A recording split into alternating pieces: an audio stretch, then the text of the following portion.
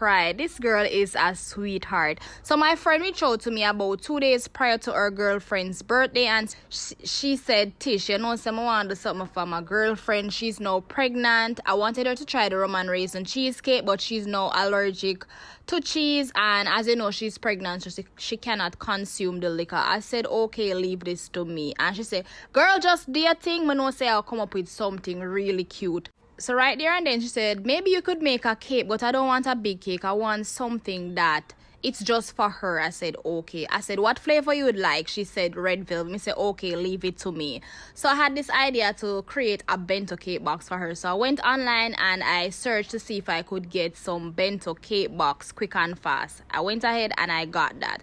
And I just whipped together my thing, come up with a creative and cute design for the bento cakes. And she really loved it. And this was what she said.